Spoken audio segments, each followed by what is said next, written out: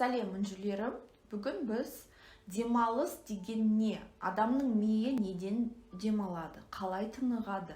Шаршау процесі, шаршауды қалай тоқтатуға болады? Осының бәрін талқылаймыз. Біздің негізгі тақырыбымыз шаршау. Шаршау қалай туындайды? Қараңыздар, бірінші вообще демалыс деген сөзді талқылап көрейікші. Демалыс не деген сөз ол? Дем алу. Яғни тынығу деген сөз, да? Дышать, то есть вбирать в себя воздух, вдох и выдох. Адамда екі состояние болады. Состояние вдоха, вдох деген бұл напряжение. Демді алған кезде, демді ұстап тұрған кезде, және выдох, демді шығарған кезде. Напряжение кезінде біз түрлік жасаймыз, түрлі пландарымызды орындаймыз. Іс қимыл деген сөз. Демді ұстап тұру осы напряжение.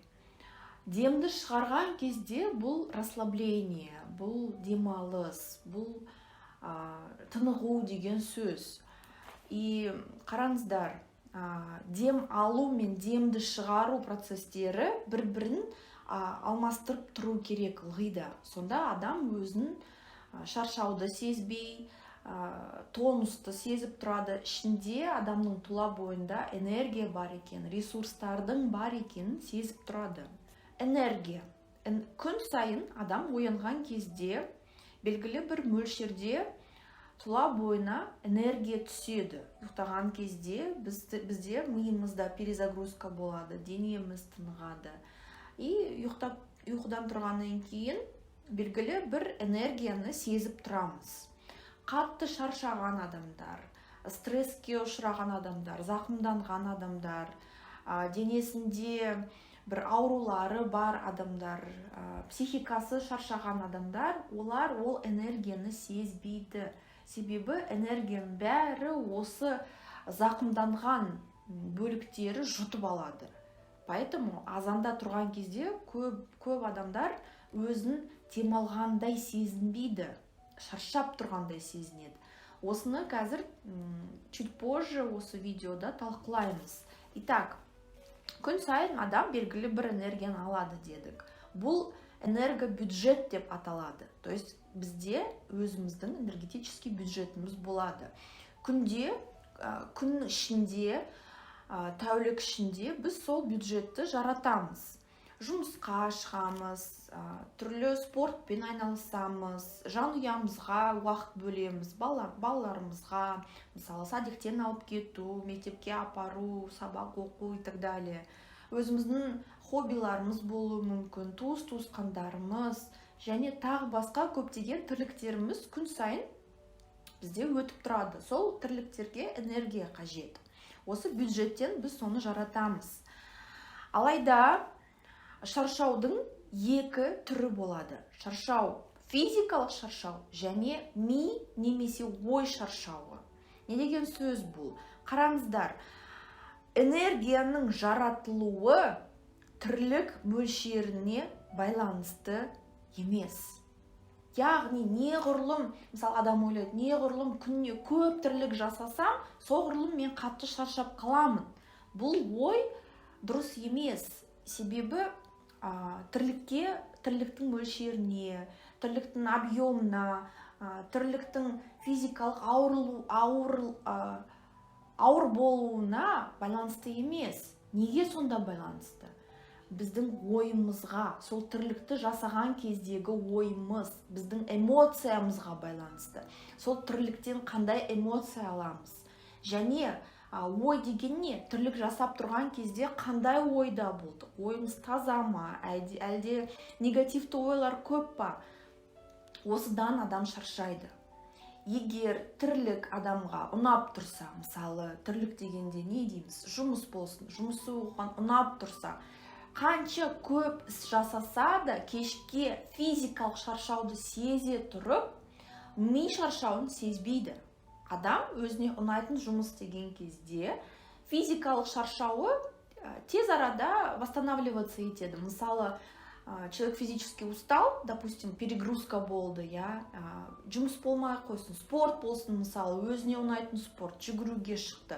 Жүгіріп болғаннан кейін адам біледі, қазір мен жар сағат, 1 сағат демала тұрамын. Қатты іс-әрекет, қимыл, движенияларды қажет ететін істі істемеймін.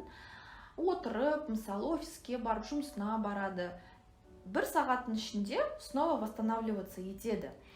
Ал ми қатты ауырған кезде, ми шаршаған кезде не болып тұрады? Ми шаршаған қалай сипаттауға болады? Например, жұмысыңызда сізге, жұмысыңыз вообще мүлдем ұнамай тұрса, жұмысқа барғаннан, жұмыс туралы ойлағаннан бастап уже шаршап қалады адам. Ойлайды, ой, соған бару керек, отчет жазу керек, ананы істеу керек, мынамен сөйлесу керек. Уже сол ойлардан шаршап қалады. Ол тірліктер істеген кезде мүлдем шаршап, үйге оралған кезде и физикалық шаршау да болады, ми шаршау да болады, келесі күні тұрғысы да келмейді. Конечно, бұл бір күндік процесс емес, восстановленияға бірақ демалыс жетпейді. Демалыс жетпегеннен кейін адам допингтер іздейді, темекі шегеді, арақ, шарап ішеді, наркотиктер де қосылуы мүмкін. Негативті тәуелділіктер временный эффект береді. Временный эффект сәл ойларды босатуға, басты босатуға возможность береді. Дене бұл кезде демалмайды. Ой біраз пәсеңдейді. Адам өзін накручивать, как это сказать? Басындағы ойлары сәл болса да жойылады ішкеннен кейін, бірақ ішімдіктің эффекті кеткен соң қайттан сол проблемалар күшейе тұрады, күшейе түседі. Итак, физикалық шаршаудың 2 түрі дедік. Физикалық шаршауға не жатады? Атап өткендей, тірлік мөлшері. Физикалық шаршау спорттан, көп қимылдан болады. Сол шаршауды жеңу үшін, физикалық шаршауды жеңу үшін просто демалу керек. Просто қимылсыз, движениясыз, ешнәрсе істемей, біраз уақыт 1-2 сағат демалсаңыз, уже өзіңізді жақсы сезінесіз. Және өзіңіздің төзімділігіңізді тренировать етесіз. Ол үшін спортпен айналысу қажет. Ұйқы графигі болу керек. Сонда физикалық шаршауды біз жеңе аламыз и контролировать ете аламыз. Ал ми шаршауы деген не? Немесе ой шаршауы. Бұл күнделікті өмірде өзіңіз даже байқап көрсеңіз болады, анализировать етіп, қандай ойда боласыз? Негативті эмоциялар жиі болып тұра ма сізде? Мысалы, ызалану, қатты күйіну, біреумен ұрысу, конфликтті ситуациялар, өкпелеу, қапа болу, немесе біреуді кінәлау, өз-өзіңізді кінәлау, өткен шақта болған нәрселерді есіңізге түсіру. Особенно осы прошлый нәрсе, өткен шақты еске түсірген кезде бізде көп энергия кетеді. Себебі энергия өткен шаққа өтеді. Өткен шақта бізде, қараңыз, бізде вибрация деген нәрсе бар. Вибрация, жердің вибрация, бір заттың вибрациясы, адамның вибрациясы болып тұрады. Сол вибрация, өткен шақтың вибрациясы өте төмен. Қазіргі осы шақтағы вибрация және болашақтың вибрациясы қайда жоғары. Сондықтан біз оймен өткен шақта болып жатсақ, біздің вибрациямыз азаяды. Яғни біз тез шаршаймыз. Негативті эмоциялардың да өзінің вибрациялары болады. Негативті эмоцияның вибрациясы өте төмен. Вибрация бұл энергия. И энергияның өлшемі десе де болады. Так, жақсы ойлар, позитивті ойлар, өзіңіз туралы жақсы ойлау, өмір туралы жақсы ойлау, басқа адамдар туралы жақсы ойлау сразу сіздің вибрацияңызды күшейтеді. Сондықтан, мысалы, өзіңізге ұнайтын жұмыспен айналысқан кезде сіздің вибрацияңыз күшейеді. Даже ұнамайтын жұмыста болып тұрсаңыз, мысалы, ақша табу керек қой, семьяны асырау керек. Сондықтан, ұнамайтын жұмыста болсаңыз да, сол ұнамайтын жұмыстың ішінде по-любому 3-4 нәрсе сізге ұнайды. Мысалы, обедке шыққан кезде мүмкін сіздің обедке шығатын асханаңыз сізге ұнайтын шығар. Мүмкін отчет тапсырған кезде коллективпен бірге қуанатын шығарсыз. Мүмкін сол ұнайтын шығар. Мүмкін коллективіңізде достарыңыз бар шығар. Бұл да плюстар ғой. Сол плюстарды тапқан кезде тоже сіздің вибрацияңыз күшейеді. Келесі. Так. Ой тірліктен тыс жерде болған кезде тоже біз қатты шаршаймыз. Мысалы, простой бір тірлікті алайық. Үй жинау, немесе тамақ пісірген кезде қандай ойда боласыз? Егер жынданып тұрсаңыз, біреуді ойлап тұрсаңыз, қайтадан сол өткен шақты ойлап тұрсаңыз, значит, сіз тірлік жасап тұрған кезде, мысалы, тамақ пісіріп жатырсыз, бірақ ойыңыз басқа жерде. То есть, бұлай разрыв болып тұрады. Ой мен қазіргі шақта болған істің арасында. И яғни осы кезде сізде сразу шаршау басталады. Шаршау процесі. Сондықтан тамақ пісірген кезде, ыдыс жуған кезде, үй жинағанда, жұмыста отчет жазып отырған кезде концентрация керек. Конкретно осы шақта, осы жерде, мен осы бөлмедемін. Осы бөлмеде бір нәрсе істеп тұрмын. Сол істеген нәрсеге кіру керек. Даже вот мысалы ыдыс жуу, тамақ пісіру, понятно, бұл күнделікті істеп жүрген істеріміз. Біз уже бәрін білеміз, уже қызық нәрсе жоқ бұл жерде. Сонда да қызық нәрсені табу керек. То есть, өзіңіздің денеңізді сезіп тұрсаңыз, мысалы, ыдыс жуып тұрсыз, суды сезіп тұрсаңыз, ыдыстардың материалы неден жасалған, ұстап тұрсаңыз, сол тактильное ощущение. Осының бәрін сезіп тұрған кезде ойымыз осы шаққа оралады. Және біз энергиямызды сақтап қаламыз. Біздің бюджетімізді, энергия бюджетімізді сақтап қаламыз. Келесі, қандай упражнение берсем болады? Так, негативті ойлар. Өзіңізді, мысалы, келе жатқан аптаның ішінде өзіңізді бақылап көрсеңіз болады. Қанша мәрте негативті ойда болатыныңызды. Просто өзіңіздің телефоныңызға, смартфоныңызға, немесе блокнотыңызға жазсаңыз болады. Көшеде кетіп бара жатқан кезде қандай ойда боласыз? Бір вызывающий, вульгарно киінген қызды көрген кезде внутри такое осуждение появляется. Ойбай, мынау қыз не киіп алған деп. Бұл уже негативті ой.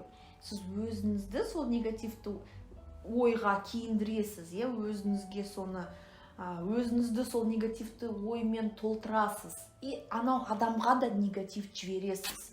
Бұдан сіз вдвойне шаршайсыз, если не втройне. Немесе кетіп бара жатып, мына жолдар сынық екен, анау жаман, мынау машиналар жаман. Өзіңізді ойлап тұрсаңыз, киімім ұнамайды, мынау ұнамайды, ананы алу керек, айлығым жетпейді. Осының бәрі сіз осы ойларды ойлаған кезде сіз өзіңізді негативпен толтырасыз. Енді не істейміз? Қалай негативті ойламаймыз? Негативті ойламау үшін, егер қатты сізді негативті ойлар қинап тұрса, эмоциялар қинап тұрса, бір дәптер арнайсыз осындай. Сол дәптерге өзіңіздің барлық ойларыңызды в течение дня, күн ішінде қандай ойлар болған негативті, соны жазып тұрсаңыз болады. Жазасыз, егер біреу көріп қояды десеңіз, сол жазған қағазды жыртып тастасаңыз болады. Немесе ешкім көрмесе, спокойно шекараңызды ұстап тұрса, басқа адамдар сіздің границаңызды сезіп тұрса, просто сол дәптердің ішіне жаза берсеңіз болады. Келесі, қараңыздар, негативті ойларды позитивке ауыстыруға болады. Сол әлгі көшеде көрген қызды ұнамайды сізге киімі, сіз внутренне сол қызды кінәлап тұрсыз, осуждать етіп тұрсыз. Оның орнына сол қызда 3 позитивті нәрсені көрсеңіз болады. Қандай позитивті нәрсе болуы мүмкін? Ол қыз өзін көрсетуге қорықпайды.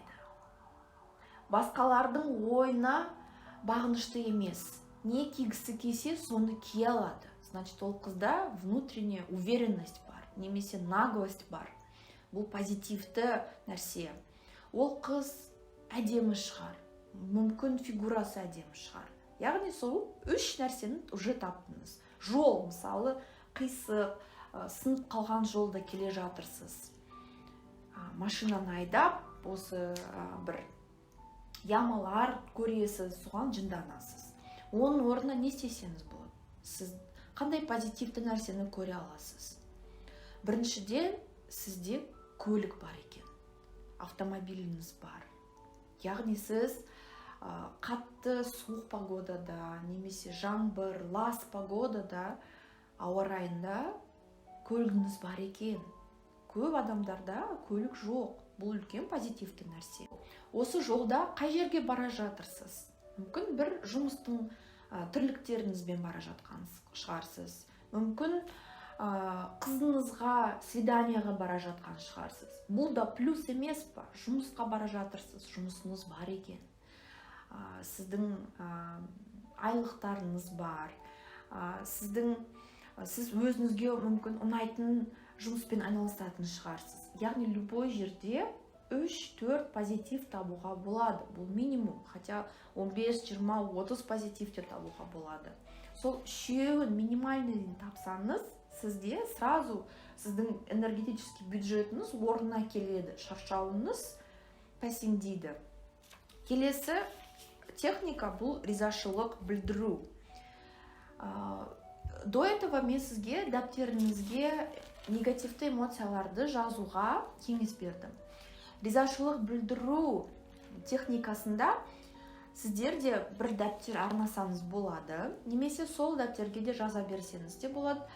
Күніне минимум 10 ризашылық жазу. Яғни күн ішінде қандай қызықты событиялар, позитивті событиялар болды. Осы әлемге қандай рахметіңізді білдіре аласыз? Кімге рахметіңізді білдіре аласыз? Мысалы, позитивті нәрсе. Бүгін дәмді тамақтандым. Әйелім дәмді тамақ пісірді, немесе өзім пісірдім. Күйеуім жұмысқа кеткен кезде бетінен сүйіп кетті. Бұл да позитивті нәрсе ғой. Барлық мелочтарды жазып тұру.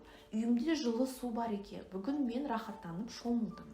Немесе басымды жудым. Әдемі макияж жасадым. Жұмысқа барған кезде өте әдемі киінген бір жұпты көрдім. Менің көзіме өте позитивті, әдемі ықпал етті деп, сондай нәрселерді жазсаңыз болады. Бұны 21 күннің ішінде істеу керек. 21 күннің ішінде сіз өзіңізде сол позитивті байқау қабілетін тренировать етесіз. Бұл навык. Конечно, 21 күн бұл тек сол навыкты енгізу. Негізінде бұл образ жизни. Өмір сүру солай. Позитивті байқау бұл образ жизни. Вот. Бүгінге видеомыз аяқталды. Жұлдыздарым, інжілерім. Егер сұрақтарыңыз болса, астында комментарийға жазсаңыз болады. Лайк басуға және каналыма жазылуға ұмытпаңыздар. Бұл маған үлкен шабыт береді.